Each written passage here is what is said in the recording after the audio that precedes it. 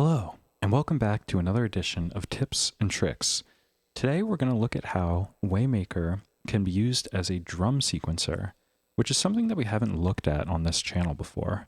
It's actually something that didn't occur to me until this morning, so it's kind of fun to play around with a new way of thinking about things.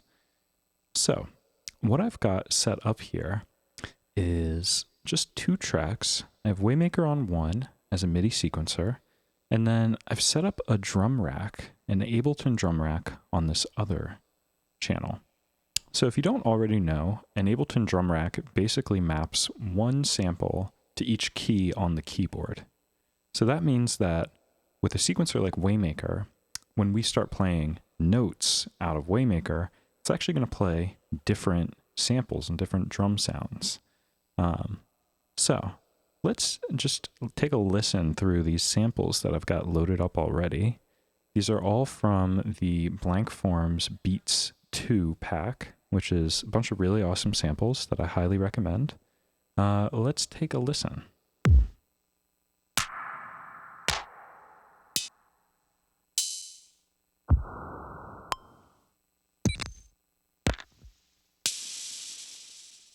So they're all pretty fun samples and they all sound pretty good together. So what I want to do is I want to create this kind of semi-random skittering beat, which has a little bit of predictability to it, but also has a lot of randomness, a lot of variation. And so I'm going to talk through how you can set that up with Waymaker. So if I just play the sequence right now, it's just playing kick drums, basically. So I want to create something that will morph and change over time.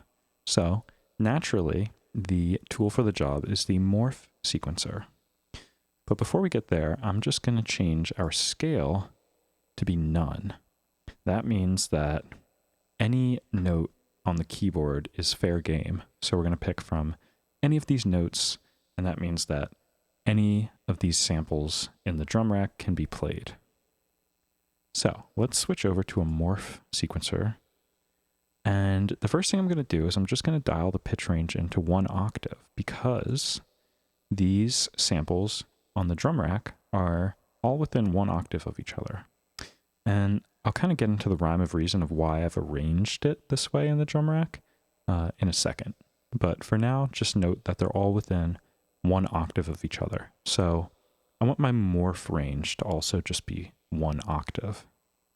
Now, if we play this, it's going to be a completely random beat. Let's just see how it sounds.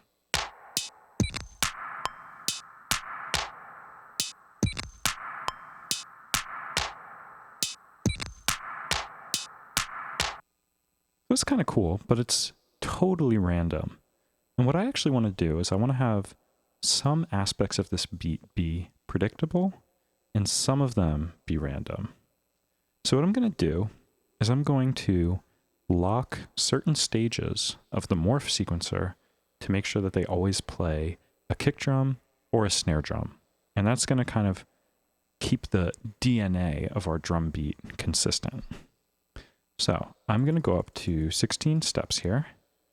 I'm going to start drawing in where I want there to be kicks and where I want them to be snares. And keep in mind, this lowest note is our kick. I'm going to make this D our snare. So I put a kick on the first beat. I'm going to put this, I'm going to make that a snare. And let's add in a couple more kicks and one more snare.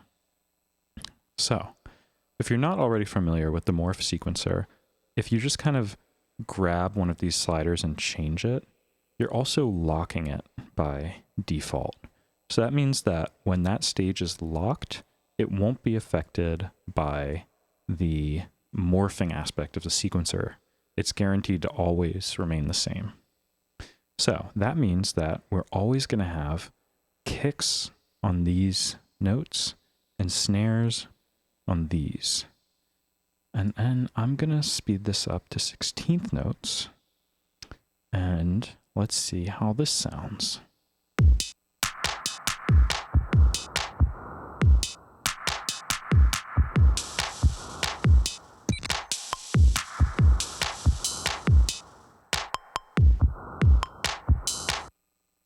Cool. So already that feels a lot more coherent to me.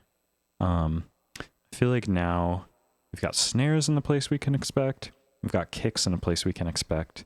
But it's fun because you can also, there's a chance that we inject more of them into there. Like you can see we've got 2 kicks here now. So I'm going to speed up our BPM a little bit just to groove a bit more.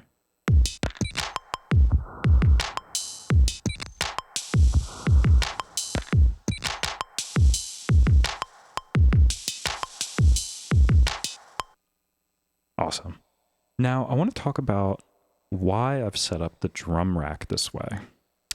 I've put all of these sounds within an octave of each other, but you'll notice that there's some unused spots as well.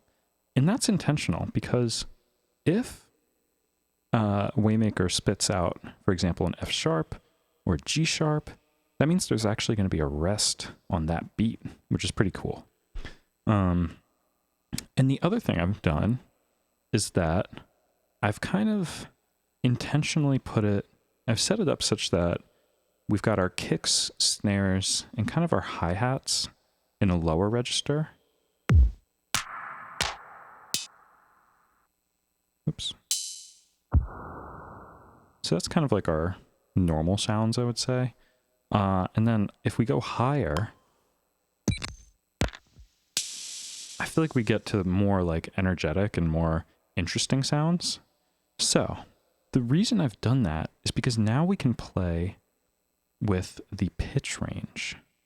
We can kind of collapse it to be a bit smaller. And then that means we're going to really be honing in down on these like more normal sounds. And then as we open the pitch range up, then we're going to start to introduce these more energetic sounds, especially this big cymbal thing. And what's even more fun is that if we push the pitch range further, all the rest of these are unassigned. So we're actually going to introduce more rests. So this is kind of like a one knob control for kind of the energy or the density of this beat. So I'm going to dial it down to a smaller range. Let's hear how it changes when I change that pitch range.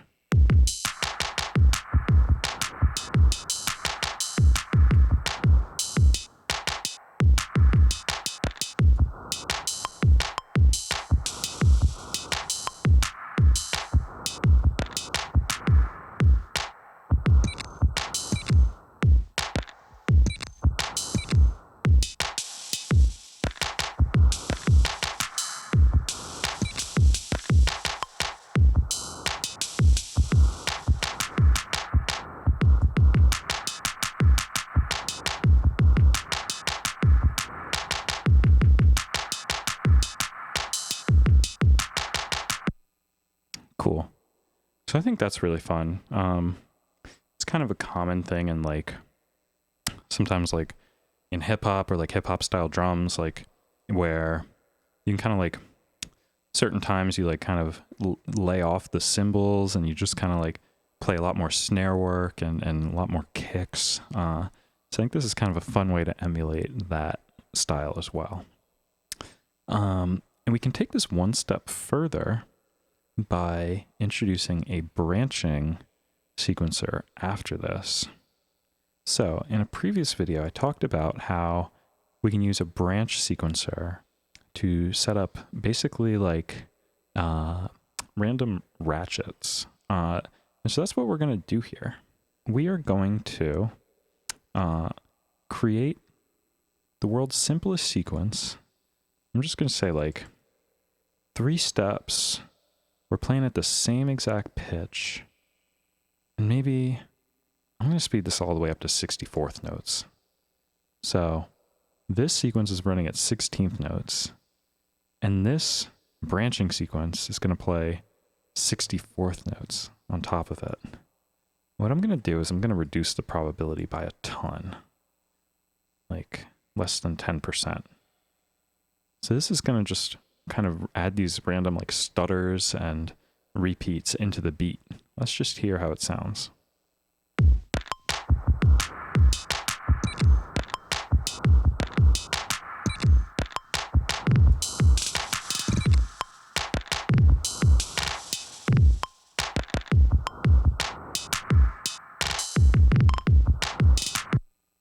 So that's already pretty cool.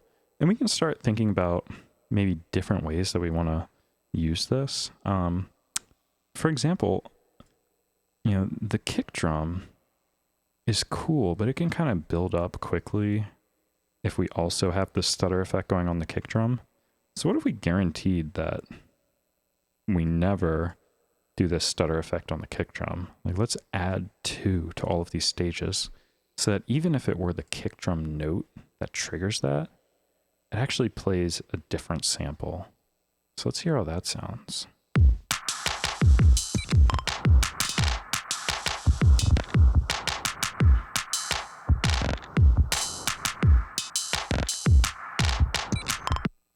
Awesome. And then another thing we can do is we can play around with the velocity. Like, maybe we want that to kind of like crescendo through. So let's say it goes from like a lower velocity to a higher velocity. Let's hear how that sounds.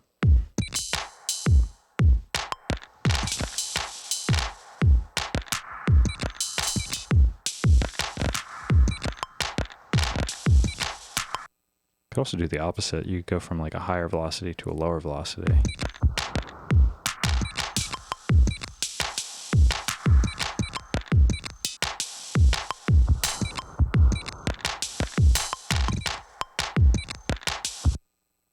Sick. So these are kind of 2 fun ways that we can think about using Waymaker to sequence not just melodies, but also drums. Because in the case of Ableton's Drum Rack, and also a lot of other drum machines or samplers, there's basically a unique sound for each note. So we can just use Waymaker to sequence a bunch of notes. That's what it's doing at its heart. So I think that this is a pretty fun thing to consider, and I think it's a pretty flexible idea as well. You can think about adding probability to this. You could add chords to it. Of course, you can use an actual beat sequencer as well to kind of enforce a particular rhythm. This really simple method is just playing every 16th note. So you could kind of add a rhythm on top of this to ensure that this is, conforming to a certain rhythm that you want. It's kind of wherever you want to take it. I think it'll let you go. So I hope that this tip made sense and is something that sounds fun for you to use in your own productions. All right, take care.